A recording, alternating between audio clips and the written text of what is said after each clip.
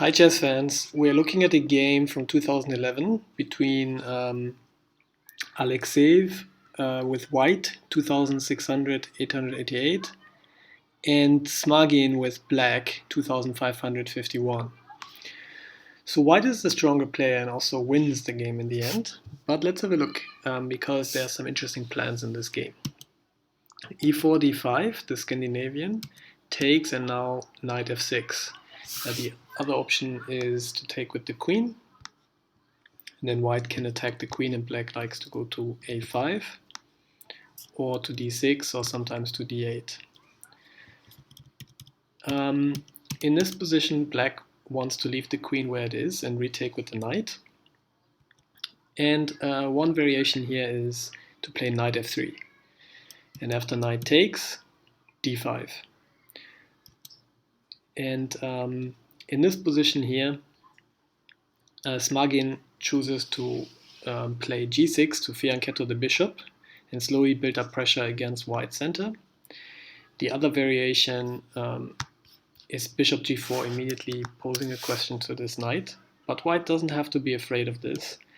Simply move the bishop in between the pin, and if black builds up pressure on the pawn, white can even be as bold as asking the question to the bishop here, castling, and in this position here, black does not have to be, white doesn't have to be afraid of takes, and anything with this pawn, because white will always be in time to play c3 and protect this pawn. So black wants to develop the bishop, and white can now ask the question to the knight and build a very strong center here. In this position, again, it's not a problem for white if black takes here. And then, for example, knight takes, because white has the bishop on the long diagonal. And after rook attacking this bishop, white can play bishop e3 here and is better. So it's better for black to play bishop e7, and then white can simply finish developing and has a nice center here. Black doesn't have any weaknesses, but white's position, thanks to the space advantages, may be a bit more pleasant. Okay, so but here black didn't play bishop g4, but g6, and now we can see a very interesting plan, because white can immediately ask the question to this knight. The knight goes back to b6, knight c3, bishop g7, and now white has a very interesting plan. Have a look at this position and think about what could white do next.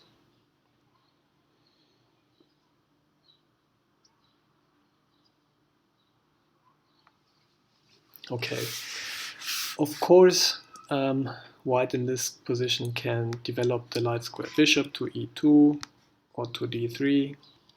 White can also play against the dark squared bishop with h3, but a very strong plan is to play c5 here.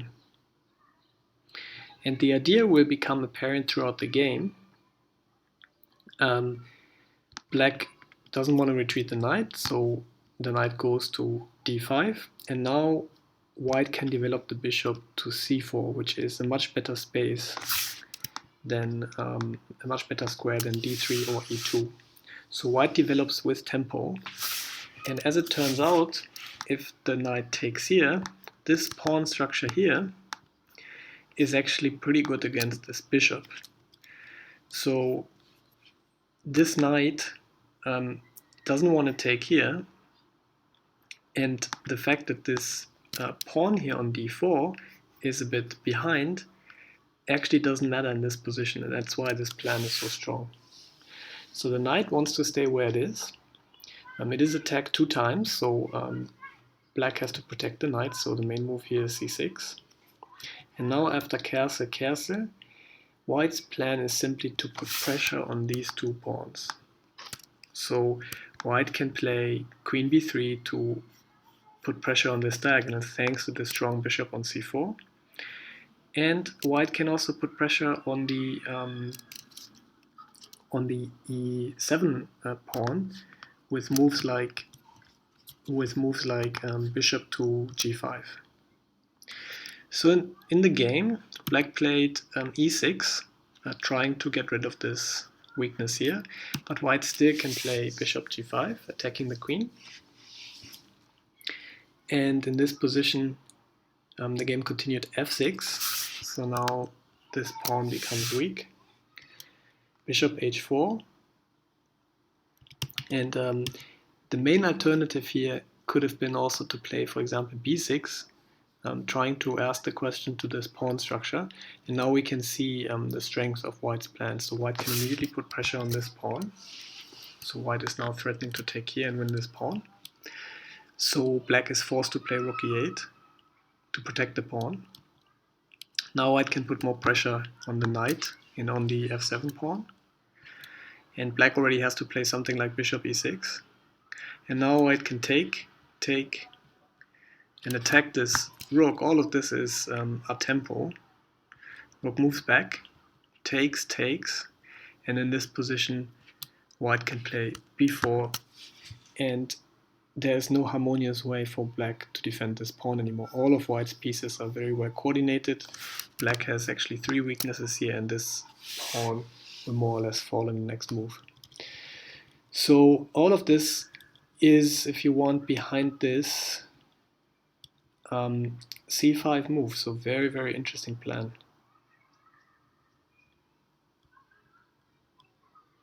So against this main line in the Scandinavian g6, this is a major weapon to just develop, and after bishop g7 playing c5. Alright, let's have a look at how the game continued. Black tried to deal with the problem by playing e6, as we have said, and then after bishop g5 is forced to weaken his pawn structure. And in this position here, black asked now b6, the question to this pawn structure. And what could be white's plan right now?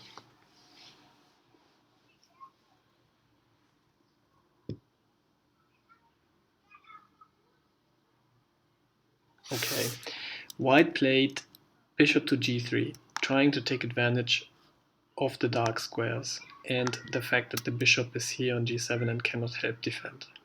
And that's a very powerful plan, and together with the weaknesses around the king and potentially some weaknesses in the pawns here, that's already enough to put serious pressure on black. So black moves the king away out of the diagonal, but now white can play the bishop on the dark square, totally uncontested. Rook has to move. Queen b3, putting more pressure on the pawn structure and the knight. Queen d7.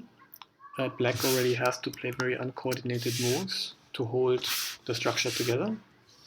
Rook e2, white is getting ready to put even more pressure on the weaknesses. Bishop f8, so black tries to exchange some pieces. White simply goes back. And now in this position, what happens after takes?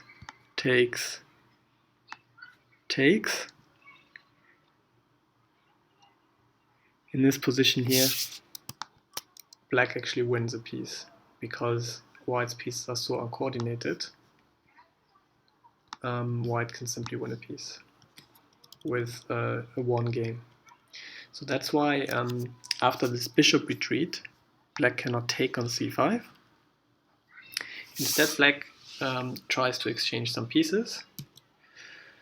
White doubles, and after takes, pawn takes, d takes c. Black is playing very sensible moves, trying to release some pressure, but black is also left now with a lot of weaknesses. And still the dark squares are weak. And how does white continue here? Well, the pressure on this pawn is already so strong that black basically has to go and defend it, which allows the bishop to come in again. And after exchange e5, black is already giving up the exchange. So what is the alternative move here? So if, for example, let's just say the knight tries to get into the game somehow as well, then obviously white was already threatening check. And if the king moves up here, then white takes the exchange. And if the rook goes away, then black can simply exchange and win this pawn with a one game, because there's pressure on f6 and on the king, and these two pieces are not participating in the game and are blocked by the other pieces. So that's the reason why in this position black actually tried to say, okay, I'm gonna make sure this knight doesn't move so actively anymore, and I'm gonna make white exchange the strong bishop here, and I'm gonna give up my exchange for this compensation. So white takes, and after queen takes, what is a very strong move in this position for white now.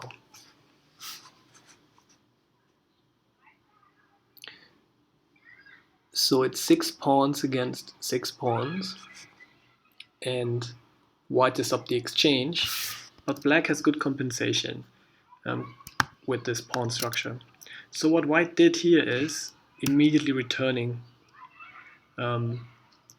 the exchange, and after takes, white now has one rook against 2 pieces and 2 pawns, so white is material up still and has huge pressure. The king is totally open on this diagonal, the queen is attacked at the same time, and still all these pieces are very uncoordinated and blocking each other. So the game continued after queen g7 already forced, rook e8. So now this knight cannot move, and this rook as a consequence also doesn't move, and the bishop is pinned. And after the exchange of queens, the king tries to get out, but simply rook b1 wins a piece. And that's it, resigned. So I would like to just highlight again the c5 plan with the little trick that after the knight moves here, black cannot exchange this knight because the structure would be very nice for white, and as a consequence white can now castle and put pressure on these 2 pawns with very natural moves. Pressure on these pawns, and white has very natural moves to do so. And if black wants to do something against this, like in this position e6, this comes at a cost. And the cost is, again, as we have seen, a weakening of the pawn structure, a weakness on the dark squares. And then in this position here, black is already trying to hold everything together, and white can simply, with maneuvers like rook e2, bring in all the pieces for the attack, and has a lot of weaknesses to attack. In this case, the biggest weakness is obviously e6. And black's pieces are all uncoordinated. So in the variation knight f6 with g6, c5 is a very strong move. Okay, thank you very much, and see you next time.